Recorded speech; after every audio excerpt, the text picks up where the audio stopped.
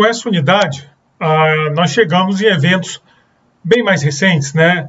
Nós vamos falar da crise que começa ali por 2014, a crise do governo Dilma, que segue, de certa forma, até hoje, agravada pela pandemia, né? Então, nós temos esse movimento. Essa é a penúltima unidade do curso, ela é focada num período bem mais curto, né? Que é basicamente a mudança de política econômica no governo Dilma, é a nossa discussão, e a crise que, volto a dizer, aparece de forma clara em 2014, embora vários elementos já tivessem colocados desde bem antes. E aí a próxima unidade é essa nova agenda de reformas que começa com o governo Temer, segue no governo Bolsonaro, porém numa situação bem tensa por conta da pandemia e também a tensão política, mas realmente a variável surpresa que apareceu e botou tudo meio que de ponta cabeça foi a pandemia. Então, mas essa aqui não é ainda a pandemia. A pandemia é na próxima, essa daqui vamos só preparar o cenário para chegar nessa agenda de reformas que começa no governo Temer. Então, para poder dar sentido a essa discussão, eu vou pegar de novo a máquina do tempo, né? Você vê que nós estamos indo e vindo no tempo, mas é porque eu tenho esse corte temático que eu acho muito interessante. Então, você tentar pegar tudo que aconteceu, por exemplo, num determinado período, você ganha cronologicamente, mas você perde um pouco porque fica muito assunto, muitas questões de economia aparecem ao mesmo tempo e tiram foco. Então agora eu vou voltar para o tripé econômico. O tripé econômico ele vai acontecer lá na virada dos anos 90, na virada do século, fica melhor de falar, na virada do século, e é uma tentativa de seguir depois daquele ataque especulativo e do colapso da primeira fase do Plano Real, que nós discutimos lá na unidade 3. Né? Então, na unidade 3, nós paramos ali e dissemos, falamos rapidamente do tripé, cenas do próximo capítulo. Daí nós voltamos para falar de crescimento, a unidade 4 foi toda sobre crescimento, agora nós voltamos para o tripé para poder entender o que foi o tripé e como que a nova matriz substitui o tripé, em que dimensões. Né? Então, esse é o objetivo dessa nossa unidade. Esse vídeo começa discutindo o tripé e os próximos vão tratar da nova matriz e do colapso. Vamos lá. Então, do tripé, a nova matriz econômica, é o título que eu arranjei, mais ou menos, porque ele segue um pouco, né, ele vai até o novo colapso. Vou falar de câmbio, política fiscal, juros e inflação, não necessariamente nessa ordem, eu acho que a ordem está diferente, mas tudo bem, são os três assuntos. Aqui é a base do tripé, né, dos 3 pontos, é o câmbio flutuante, a política fiscal focada em superávit primário, e as metas de inflação, os juros sendo ajustados para combater a inflação. Esse é o tripé. E aí eu vou falar do colapso da nova matriz econômica e discutir algumas explicações, algumas coisas que podem tentar explicar. A crise internacional, foi uma tese muito defendida, inclusive pelo pessoal do governo. Má alocação de capital, é uma tese que eu defendo, é a tese que atualmente gente aí do atual governo defende, secretário de Política Econômica, Adolfo Saxida, ele já levantou essa questão várias vezes. Bom, eu trabalho com o Adolfo, a gente já escreveu junto, nós temos proximidade, então não é coincidência. Preço das commodities, essa é uma tese também que foi colocada, né? Quer dizer, o colapso veio, aquela crise veio porque houve uma queda de preço das commodities, e isso afeta a economia brasileira, que é uma exportadora de commodities, então vamos conversar sobre isso. Pedaladas e o problema fiscal, esse é um assunto absolutamente polêmico. A ideia é que com o passar do tempo, isso aqui lá na época pegava fogo, fique menos polêmico, né? Havia um problema fiscal e existia o pedalado. Então ninguém vai discutir aqui especificamente se a questão do impeachment, se isso é crime de responsabilidade, se não é crime de responsabilidade. Isso não é o objetivo aqui do nosso curso, cada um tem sua opinião bom, tem outros cursos aqui na UNB, certamente, que discutem esse tema. O que eu quero discutir aqui é a questão, o que houve, né? O que aconteceu em termos econômicos que contribuiu, quais foram as consequências da construção desse cenário de crise. Então, essa é a estrutura dessa unidade. Vamos falar da nova matriz, então, retomando, pegando o fio da meada, né? Em 99, nós vimos isso na unidade 3, aquela estratégia de atrelar o real ao dólar, não num câmbio fixo, num regime de bandas, mas aquela relação real-dólar, se mostrou inviável. Não tinha mais como, digamos assim, defender o real. A gente tem essa ideia que quando o Banco Central tem um compromisso, ou com câmbio, se o câmbio é fixo, é muito mais rígido esse compromisso. Mas mesmo com uma banda, e já tinha colado na parte de cima da banda, ou seja, era quase um câmbio fixo, o Banco Central tem que defender isso, e ele defende isso vendendo dólares. Nós vamos discutir isso um pouco mais na frente, né? Se o preço do dólar começa, vamos supor que o Banco Central do Brasil tivesse uma obrigação, um compromisso de manter o câmbio abaixo de 5. Quando o câmbio passasse de 5, o que ele faz? Ele não vai fazer uma lei dizendo é proibido o câmbio acima de 5. Isso não vai funcionar, né? Isso aí não dá certo. Eles já tentaram fazer essas coisas, dá uma confusão danada, acaba trabalhando com 1.495 bilhões de regimes de câmbio, igual eu estou ironizando, mas nós vimos que chegou a 6, 7 regimes de câmbio.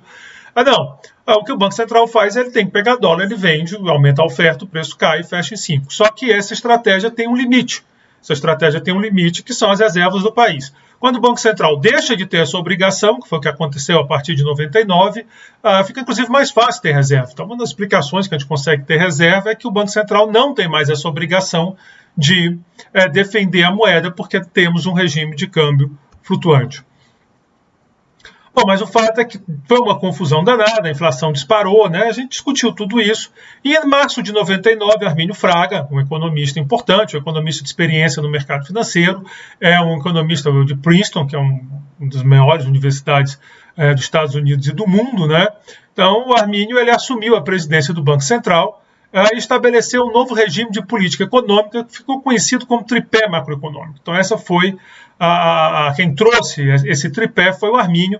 Isso aconteceu em 99 e o tripé ficou bem preservado, razoável, bem preservável, até 2011. Em 2011, a presidente Dilma anunciou a nova matriz econômica, que seria uma substituição do tripé, embora nunca foi formalizado, né? Quer dizer, nunca ficou muito claro. Mas se é uma nova matriz, obviamente está substituindo a velha, e a velha era o tripé.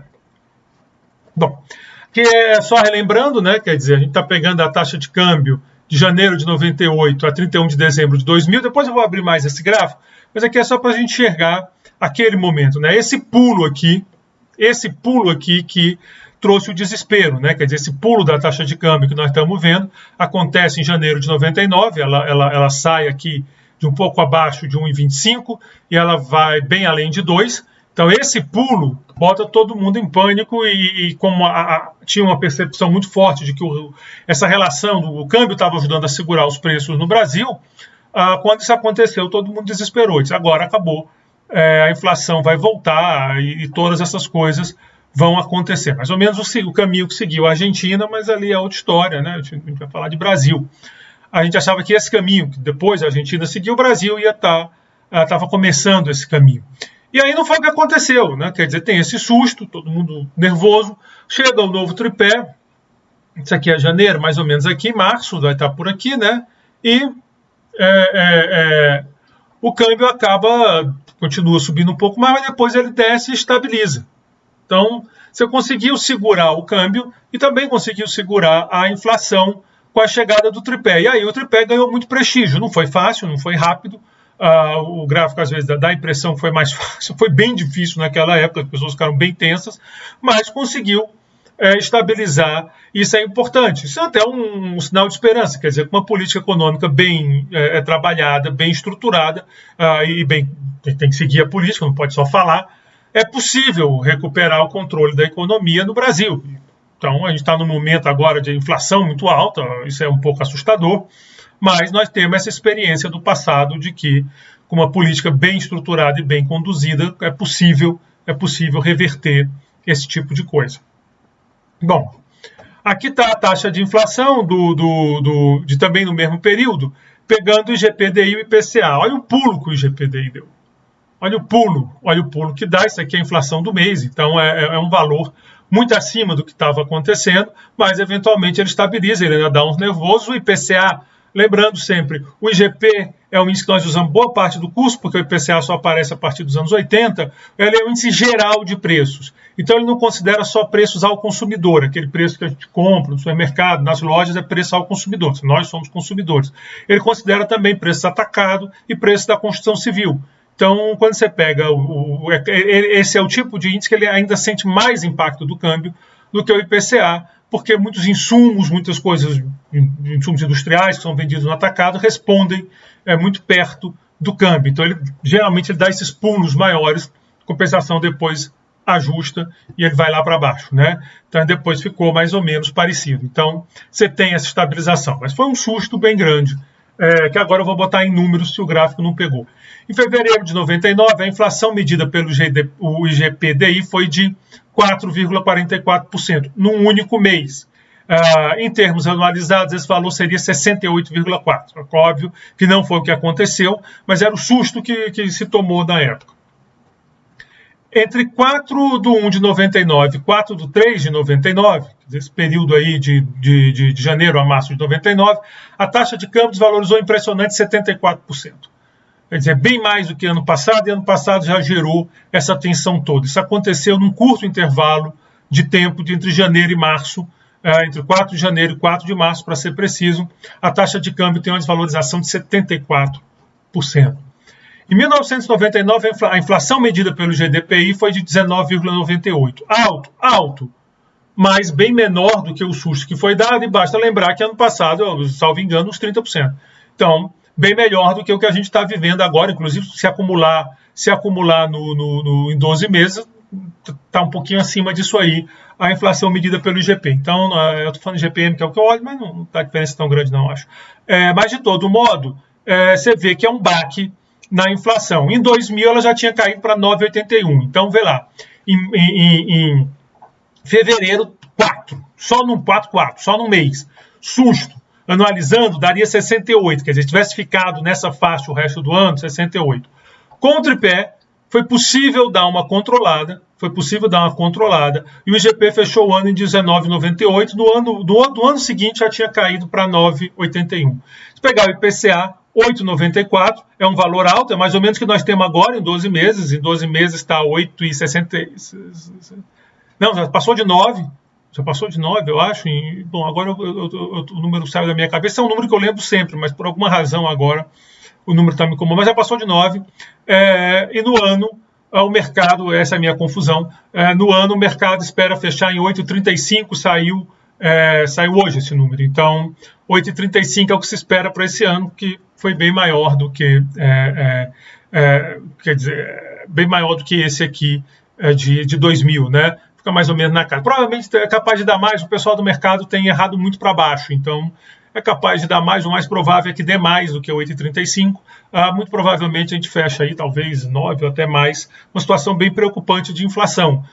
Talvez o problema agora é que não tem um tripé chegando aí com Arminio e tal, a equipe econômica já vem com desgaste aí de 3 anos, não é um cara novo, chegando com uma ideia nova, né? Ali em 99 estava começando o segundo mandato do Fernando Henrique, então tinha muito espaço para mudar. Agora não, nós estamos caminhando para um final de governo, pode ser mais difícil estabilizar.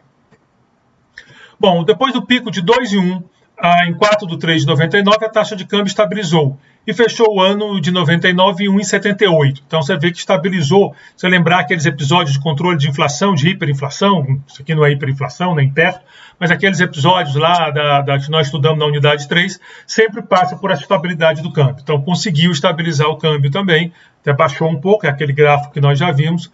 E isso foi, digamos assim, o teste de fogo, o primeiro teste, um teste de fogo do tripé macroeconômico. Ele apareceu para resolver esse descontrole e, de fato, conseguiu resolver. Outros testes viriam, não foi o único, teve um susto em 2002, 2008, quando teve a crise, então tivemos sustos no tripé e ele conseguiu sobreviver a vários desses testes, né? Bom, o tripé macroeconômico em si, ele tem três elementos. Eu pensei que tivesse escrito aqui em alguns slides, mas tudo bem, eu falo. O primeiro é metas de inflação. Aí, é o primeiro que nós vamos discutir aqui, né? Eu já passei o slide, deu para ver. Então, o primeiro elemento é metas para a inflação. A ideia é que o Banco Central divulga, ele tem um compromisso de atingir um determinado valor da inflação, tem uma margem de erro, ninguém tem, né? Não dá para ser preciso, tem uma margem de erro, mas o Banco Central tem esse compromisso. Se ele errar, ele precisa prestar satisfações à sociedade por meio de uma carta aberta que tem que ser por que errou, o que deu errado, né? Então esse é o primeiro ponto. O segundo ponto do tripé é câmbio flutuante. É a ideia de que o câmbio é definido pelo mercado. Nós vamos falar sobre isso em breve, depois das metas. E o terceiro era superávit primário. A gente já discutiu esse conceito aqui, nós também vamos falar disso na sequência depois do câmbio. Então vamos lá. No regime de meta para inflação, que é o que o Brasil tem, pelo menos oficialmente até hoje, o BC deve anunciar a meta e a margem de tolerância para cada ano. Então, em determinado ano, você tem que ter o valor da meta e a margem de tolerância. Por exemplo, para esse ano, a meta seria 3,75. Essa é a inflação que o Banco Central deve perseguir. Com a margem de tolerância de 1,5. Então, até 5,25, tá dentro. Como eu disse para vocês, o mercado está projetando 8,35. Então, está completamente fora. O BC errou muito esse ano. Não está conseguindo fazer o trabalho dele, perdeu o controle das coisas. E vamos ver se ano que vem ele consegue recuperar esse controle. Vamos torcer, porque é a nossa moeda, né? Então, é melhor que o BC consiga. Aqui está o eu fui explicando, pensei que eu não tivesse posto. Então, vai lá, metas para a inflação é o primeiro, câmbio flutuante é o segundo, sabia que eu tinha esse slide. O BC não tem compromisso com valor determinado para a taxa de câmbio. Isso aqui é importante porque foi o que deu problema lá em 99 no real. Foi o que pegou a Argentina lá na frente, é esse compromisso do BC. Como nós falamos na unidade 3, isso gera até uma possibilidade do mercado jogar contra esse BC, forçando o BC até que uma hora o BC não aguenta. Então, a ideia de dizer, olha, se o câmbio subiu. Nós vimos o BC fazendo isso. Nós vimos o Banco Central fazendo isso ano passado, onde o câmbio disparou e o Banco Central disse, nada a ver com isso. Tenho nada a ver com isso. Aqui um parênteses, eu peguei uma posição bem crítica, não pelo aumento do câmbio em si, mas porque eu estava, na minha leitura, isso ia afetar a inflação, que parece que foi o que aconteceu. Então, acho que o Banco Central bobeou. Ele não olhou para frente, né, que toda aquela desvalorização ia acabar chegando na inflação. Mas é essa a crítica. Não dá para criticar o BC se o dólar chegou em 5,5 e 6 por si. Porque o Banco Central não tem nenhuma taxa de câmbio que o Banco Central seja obrigado a defender. Isso não está em lugar nenhum. A taxa de câmbio vai para onde tiver que ir. E, finalmente, superávit primário. A ideia é que a despesa não financeira deve ficar abaixo da receita não financeira. Que ideia é essa de não financeiro? Tira a parte relativa a pagamento de juros. Tira essa parte que entra no déficit nominal. Não é aquele negócio de amortização que botam na internet, aí pegam rolagem da dívida, faz uma confusão. Aquilo ali não tem pé nem cabeça, esqueçam aquilo. Aquilo ali é propaganda.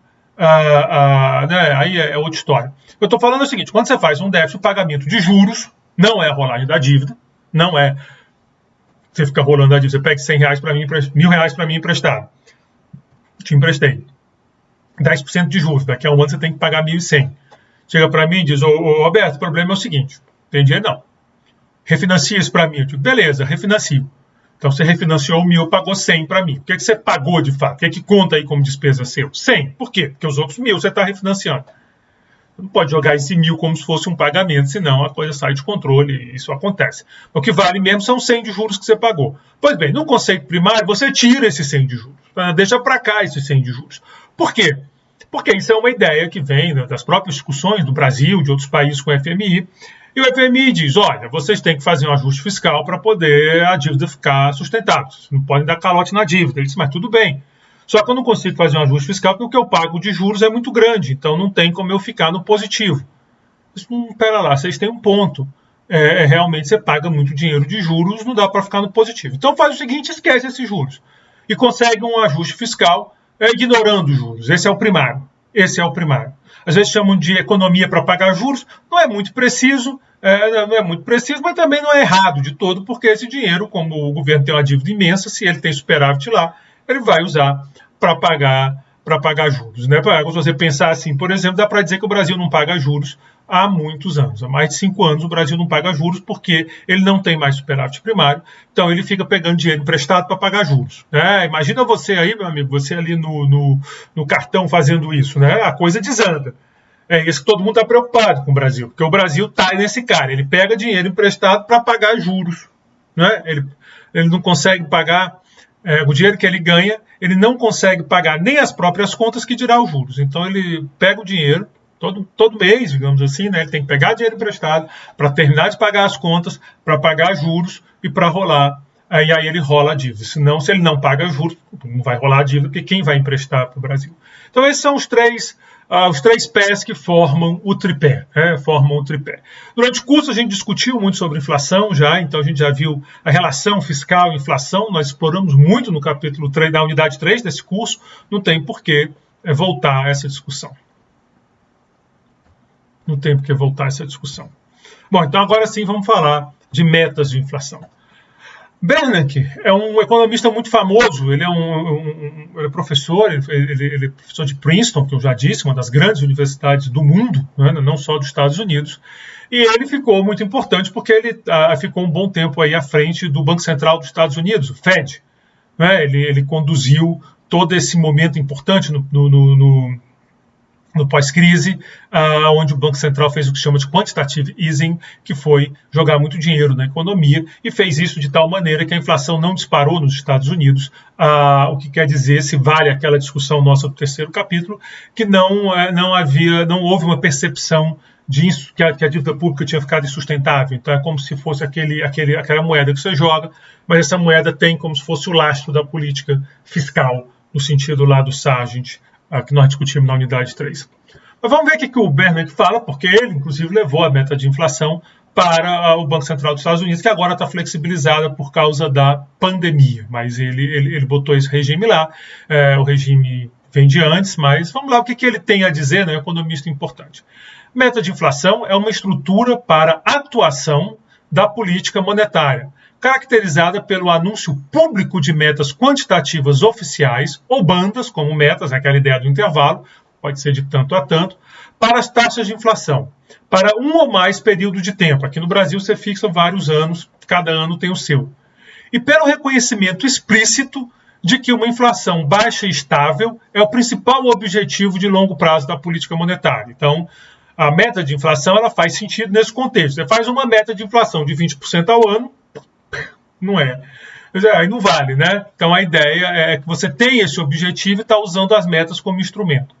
Entre outras características importantes das metas de inflação, estão vigorosos esforços para comunicar-se com o público a respeito dos planos e objetivos da autoridade monetária e, em muitos casos, de mecanismos que fortalecem a responsabilidade do Banco Central para alcançar esses objetivos. Qual é o problema aqui?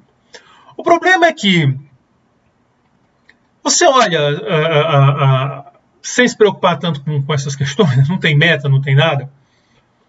O Banco Central ele tem um incentivo, o governo, digamos assim, o Banco Central como parte da política econômica, ele tem um incentivo danado para enganar as pessoas. Ele tem, fica coçando na mão do Banco Central. Imagina você que em janeiro eu vou negociar o salário para um ano e eu acredito que a inflação vai ser 5%. Eu vou negociar com o meu patrão, eu digo, olha, eu quero esses 5%, que eu quero a inflação, eu quero esse reajuste para não ter perda, e quero mais, 2% porque ficamos produtivos. O patrão diz, não, fechamos, depois tem briga, ameaça de greve, vamos repor a inflação 1% de aumento real. Tá bom, fizemos um acordo assinado, estamos todos lá, bem obrigado. Vamos supor que o Banco Central dê uma trapaceada básica, em vez da inflação ser 5%, seja 10%. Porque aconteceu isso. O que é o efeito disso? O meu salário baixou. O salário real baixou. E aí é uma expectativa, há muita discussão disso em macroeconomia. Macroeconomia tem muito mais perguntas do que respostas, né? Respostas definitivas. Mas há uma ideia de que essa redução dos salários reais aumente o emprego. E aí a economia produz mais, a economia cresce. O governo quer que a economia cresça. É um resultado que se espera. Quem perdeu? Eu me dei mal. Mas, tá aí, não foi essas coisas todas, você conseguiu um aumento de 6, a inflação foi 10 e tal, vai lá. Claro que você vai acumulando, uma hora eu vou ficar muito brabo, mas é mais fácil eu ter um reajuste de 6 com inflação de 10 do que, por exemplo, diminuir meu salário em 4%. Meu salário, né? Assim, Roberto, a inflação vai ser 0, mas você vai reduzir teu salário em 4%. Aí não consegue, aí é greve e tal. Então você vê agora, o governo comentou há pouco tempo que teve uma redução no valor pago aos servidores públicos, basicamente, tem um papel fundamental aí de inflação, né? Inflação, porque os salários não estão subindo, estão congelados, bastante razoável, nós estamos numa pandemia, de momento nenhum, a discussão não é essa. Só dizendo que se você prende o salário, a inflação vem, isso equivale a uma redução do salário real, aí o governo pode estar interessado nisso, ou porque estimula o emprego, ou porque, por exemplo, ajuda a facilitar as contas dele. Então as pessoas tendem a desconfiar do Banco Central. O que quem estudou a teoria dos jogos, aqui quem fez o curso de em microeconomia, eles veem isso, não sei se 1 ou 2, sabe o conceito de equilíbrio de Nash. Pois bem, tem um equilíbrio de Nash aí nesse jogo entre as famílias, as empresas e o Banco Central, a sociedade e o Banco Central, que é o seguinte: ninguém acredita no Banco Central e o Banco Central mente para todo mundo. Então esse é um equilíbrio de Nash, né? Porque dado que ninguém acredita, o melhor que ele faz é mentir. Dado que ele vai mentir, o melhor que você faz é não acreditar. Mas é um equilíbrio muito ruim. Então, um Banco Central queira ter compromisso com a inflação, ele precisa quebrar essa situação, ele precisa quebrar esse equilíbrio, porque esse equilíbrio é complicado. O equilíbrio da inflação é o equilíbrio do Brasil no tempo da inflação, entendeu? Ninguém está nem podendo dizer o que ele quiser, entendeu? Vou no meu reajuste no que eu acho e isso vai gerando uma situação muito complicada. O regime de metas aparece aí. A ideia é que, tendo uma meta explícita, quer dizer, uma coisa é dizer, a inflação eu acho que vai ser 5, mas ninguém disse que ia ser 5. Eu achei que ia ser 5. Agora não, você tem o Banco Central dizendo, vai ser 5, uma margem de erro, ninguém volta a dizer, razoável, choques acontecem, vai ter uma margenzinha de erro, mas a inflação vai ficar ali. E se errar, o Banco Central tem que se explicar. Ele assume a responsabilidade dele pela inflação e ele se coloca como quem tem esse compromisso de controlar a inflação perante a sociedade. Qual a ideia? A ideia é que isso quebre essa maldição, digamos, da desconfiança. E que as pessoas passem a confiar no Banco Central e acreditar que ele, de fato, vai perseguir aquela meta. Por isso, o Bernanke bate na tecla fundamental de comunicação, de passar muito claro o que está acontecendo, dos mecanismos para fortalecer a responsabilidade do Banco Central. É aí que entra, por exemplo, a discussão de independência do Banco Central, no sentido os diretores do Banco Central possuírem mandato. Agora foi aprovado isso no Brasil, os diretores possuem mandato. Por outro lado, botaram lá uma busca do pleno emprego, que pode complicar, porque se agora o Banco Central não tem foco só no combate à inflação, fede um pouco. Mas o Banco Central do Brasil também sempre olhou para a questão do emprego, é só olhar as atas que eles falam muito da questão da atividade econômica e do emprego. Então, essa é a ideia da meta, ganhar confiança, é o Banco Central as pessoas confiarem que o Banco Central vai fazer o que tiver que ser feito para garantir, vai buscar aquilo ali. E se der errado, ele vai dizer, deu errado, aconteceu, peço desculpas, não vai acontecer de novo, e etc, etc e tal. Então, essa é a sacada do regime de metas de inflação. Bom, então eu peguei isso aqui de um texto do Eduardo Stracman, que é um economista, que participa muito do debate, um bom economista. A gente pensa diferente em alguns tópicos, mas continua sendo, e eu achei legal esse texto dele, tá? Ele tem uma visão diferente da minha, creio eu, do assunto, mas é um texto bacana. Então foi de lá que eu peguei. Bom, aqui no Brasil as metas de inflação foram estabelecidas no decreto 3.088, de 21 de junho de 99.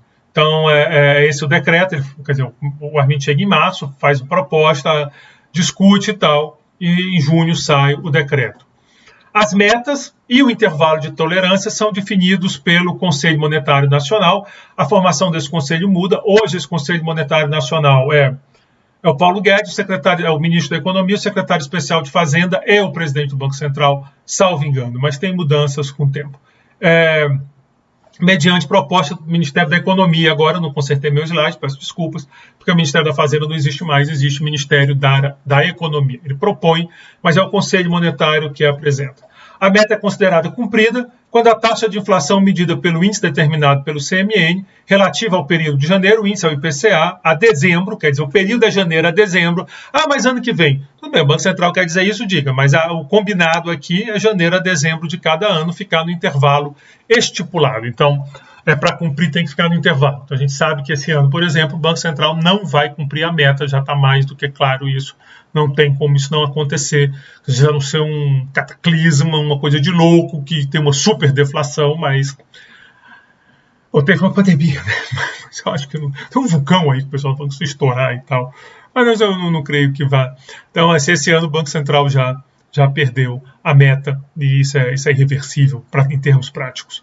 Bom, de fato, com a nova lei, que foi aprovada esse ano para a independência do banco, autonomia e independência, aí tem uma discussãozinha do nome, o Banco Central também tem a obrigação de procurar pleno emprego, porém sem prejuízo à atividade principal. Como é que isso vai ser interpretado na nossa justiça, eu não tenho a menor ideia, mas temo, acho que tem uma chance razoável disso virar um problema legal no futuro, em algum ponto do futuro, porque eu acho que se o Banco Central quer olhar para emprego, tudo bem, mas formalizar em lei, ainda mais num país com um sistema de justiça tão complicado, tão cheio de nuances, pode ter sido um tiro no pé do governo. Mas aí é assunto para outra hora.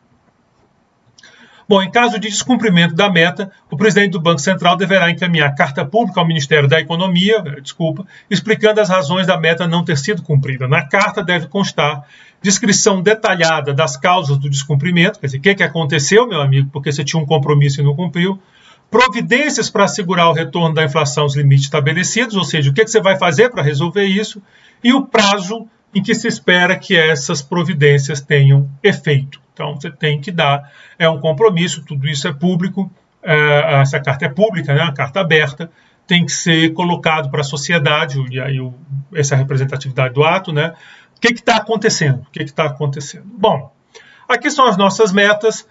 Em 99 o regime começou, a meta era de 8, com banda de 2, 8,94, deu. Em 2000, banda de 6, 2, 6,97. Em 2001, era 4, banda de 2, podia ficar entre 2 e 6, né? Deu 7,67. Então, em 2001, alerta amarelo, o Banco Central perdeu a meta. Em 2002 foi pior ainda, a meta era de 3,5, o intervalo de 2, deu 12,53, caos. Ali foi um momento de muita tensão na economia brasileira. Agora foi o último ano do Fernando Henrique. Então, aí tem um negócio assim, quando uma mudança de governo, às vezes é bom para controlar a inflação, se o outro governo chegar mostrando esse compromisso, que foi o que aconteceu no Brasil. O governo chegou mostrando esse compromisso e dizendo, olha, nós vamos trabalhar para controlar a inflação, né? Há muita gente coloca, tem muita discussão sobre isso, tem uma especulação de que a própria eleição do Lula complicou isso, o câmbio deu uma subida muito alta, ele fez a Carta Brasil, acalmou ele de fato quando tomou posse, mas tinha uma expectativa de que podia ter medidas drásticas na economia, afinal o Lula vinha com uma tradição aí, com um discurso de esquerda bem pesado nessa parte econômica. Bom, em 2003 a meta estipulada era de 3,25, tinha sido estipulada em 2001, mas em 2002 ela foi revista, ainda no governo Fernando Henrique, para 4. E o intervalo de confiança, que era para ser 2, foi para 2,5. Mesmo assim, 4, 2,5, 6,5 dá 9,30. Então, 2001 errou a meta, 2002 errou a meta, 2003 errou a meta, a coisa estava ficando delicada. Será que esse negócio vai funcionar? As pessoas começaram a perder credibilidade. Mas em 2003 o Banco Central reviu a meta, que foi a meta de 2004, né, que foi de 3,75 para 5,5. O intervalo foi de 2,5 para 2, ficou em 2,5. 2,5 para 2, ficou em 2,5.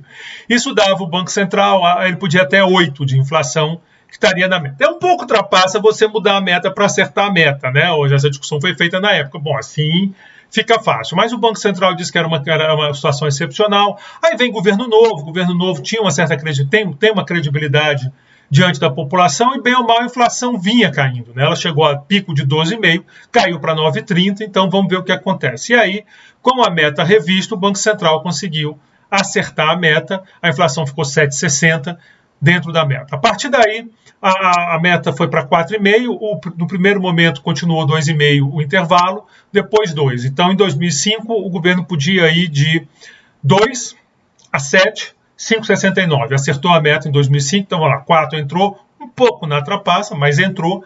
5 entrou. 2006, aí passou, aí ficou um tempão assim, 4,5 com 2 de intervalo, então podia ir de 2,5 a 6,5. Então 2006 ficou na meta, 2007 ficou na meta, 2008 ficou na meta, 2009 ficou na meta, 2010 ficou na meta, parou aqui. Governo Lula, em 8 anos de governo, ele só errou a meta uma vez, que foi no seu primeiro ano de mandato, e ele conseguiu argumentou a sociedade, convenceu a sociedade de que, olha, me deem uma oportunidade, eu estou chegando, é um governo novo, mas nós vamos controlar a inflação. O presidente do Banco Central fez um trabalho excepcional, né, o Henrique Meirelles, que foi candidato recentemente à presidência da República, é um personagem que continua em evidência lá como secretário de Fazenda, né, e lá em São Paulo. Mas o Henrique Meirelles ele conseguiu convencer o mercado, junto com Lula era o político, né? Quer dizer, o Meirelles não tinha voto, a sociedade quem tem que convencer é o presidente da República. Mas o mercado, o Meirelles é um homem de mercado, com uma história de mercado, e ele conseguiu convencer.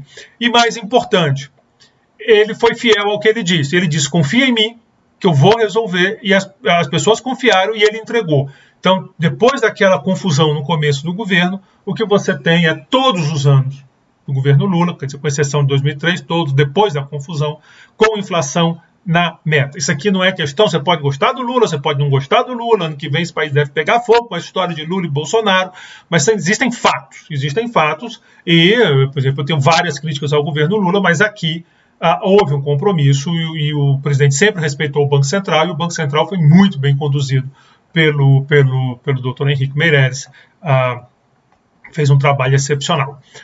Bom, em 2011 o Lula saiu, começa o governo Dilma. Em 2011 também muda o presidente do Banco Central, o presidente Meirelles saiu, entrou o presidente Tombini.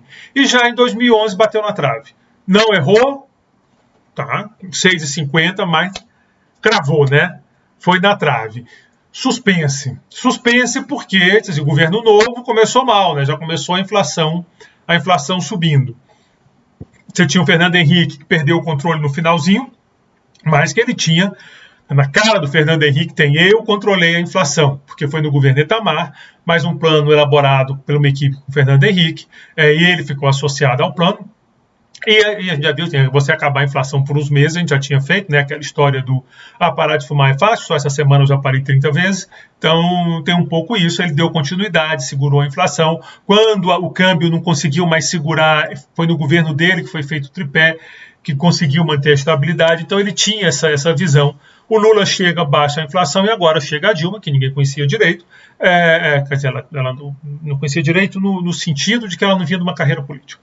Ela vinha de uma carreira técnica dentro do governo, ela tinha assumido ministérios, mas ela não era uma política conhecida como Lula, que era um político que já tinha disputado outras eleições e tal, um cara bem conhecido. O próprio Fernando Henrique já tinha disputado a prefeitura de São Paulo, era senador da República. Então, tudo isso, é nesse sentido que eu boto desconhecida, por favor, vamos evitar interpretações ruins, né? E aí a inflação deu susto. No ano seguinte, o governo conseguiu, né, o presidente Tombini, no governo da Dilma, conseguiu baixar um pouco a inflação, alívio, de novo, ficou dentro da meta. Em 2013, a inflação ficou em 5,91, também dentro da meta. Em 2014, subiu 6,41, mais dentro da meta. 2014 foi ano eleitoral. 2015, a inflação dispara, quebra a meta. 10,67. Aquele ano de 2015 foi um ano muito tenso. E se vocês perceberem aqui, geralmente quando essa inflação dá uma subida, como por exemplo aconteceu em 63, o governo fica muito fragilizado.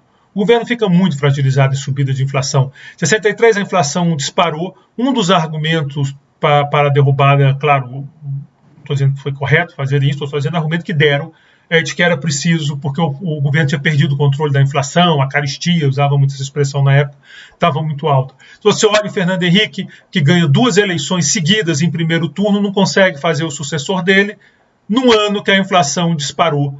E a Dilma, provavelmente, ela perde a governabilidade no ano que a inflação disparou, dado que no ano seguinte, quando ela entra o ano, ela já não tinha mais condições e acabou acontecendo o impeachment. Então, é importante perceber que governos em inflação alta é um negócio que cobra muito caro do governante de plantão. E isso é bom cá entre nós, porque é um incentivo para o governo não usar a inflação contra a gente, já que ele ganha quando tem inflação.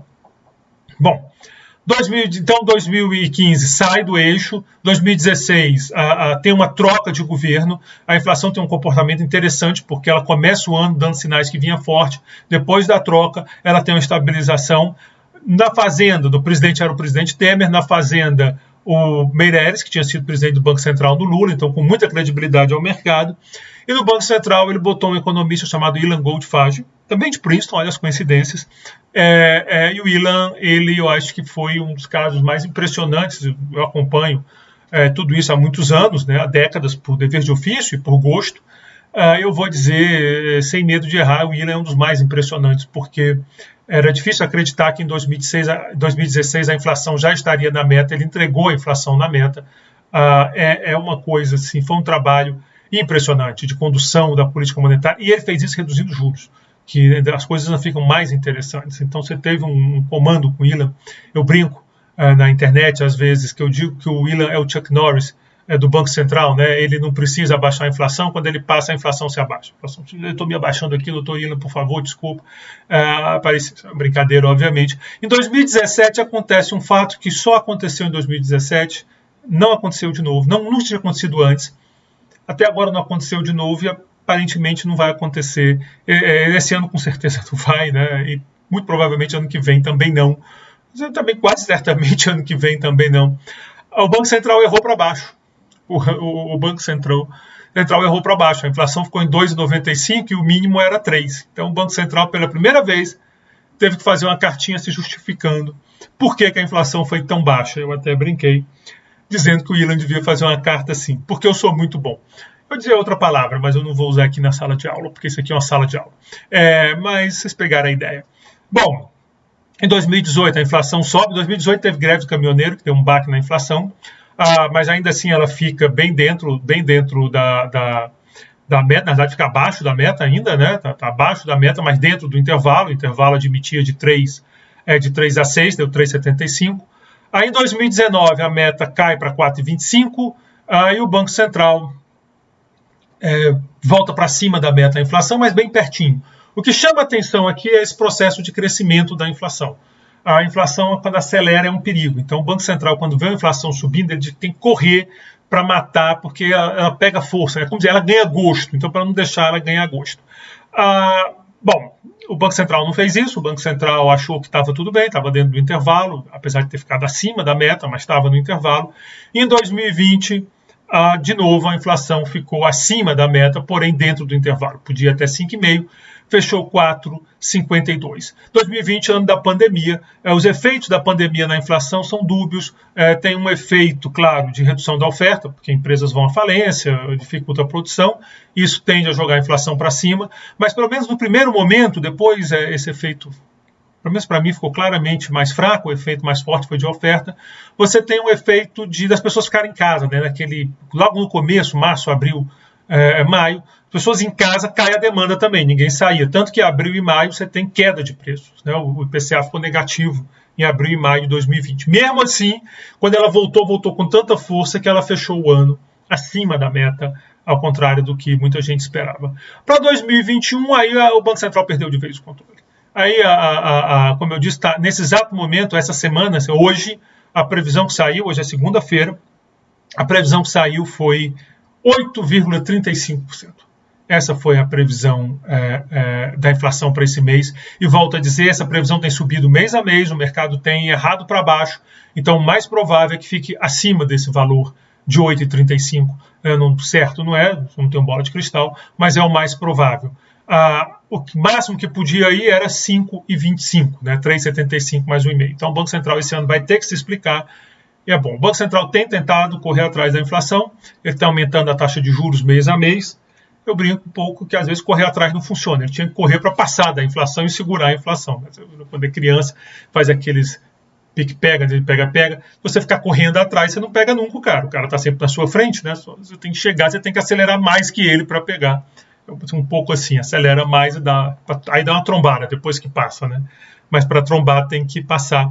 Mas eu só brincando um pouco. Mas o fato é que esse ano a inflação vai ficar acima da meta, acima do teto da meta, né, acima do máximo que podia, o que é muito ruim, ainda mais que a memória de 2015 ainda está muito fresca. Isso é preocupante, né? Você vê que é a terceira vez que erra a meta desde lá de 2003, onde teve aquele problema, sendo que uma para cima em 2015, uma para baixo em 2017, agora para cima de novo. Mau sinal. Espero que o Banco Central tenha noção da gravidade do momento.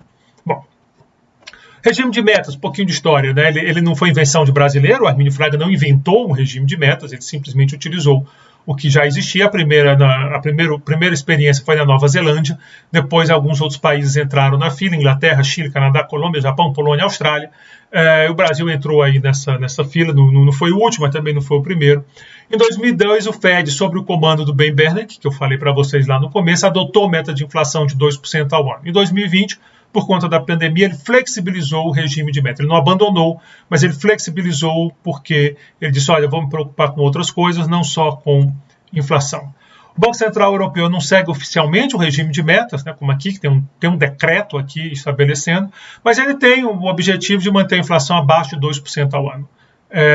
Bom, e aqui ficou, desculpem, eu estava falando do Fed e aqui em cima não foi o Banco Central Europeu, não, foi o Fed, e o slide saiu ruim.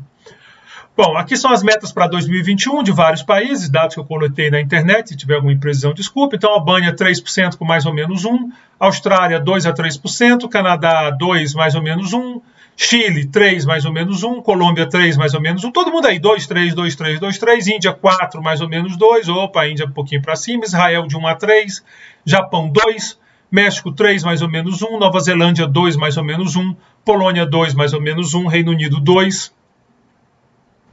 Então, essas são as metas. A nossa é de 3,75, como eu já falei.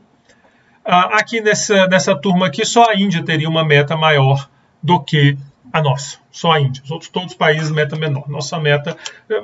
Teve uma época que era 4,5, né? Vocês viram com um tempão 4,5. Naquela época eu reclamava um bocado. Agora está chegando mais perto, mas por outro lado a gente está errando. Então, eu não sei. Não sei como é que fica, né? A meta melhorou 3. Coisa mais civilizada, 3,75. Embora continue, como eu disse, só a Índia maior. Mas também perdeu a meta. Bom, então esse é o regime de metas de inflação, né? Bom, a outra parte, o outro momento do tripé, como está 45 minutos de vídeo, eu vou deixar a parte de câmbio para um próximo vídeo. Vou parar aqui então para a gente não passar de 1 hora, que fica muito pesado o vídeo. Muito obrigado pela atenção de vocês. Até o próximo vídeo.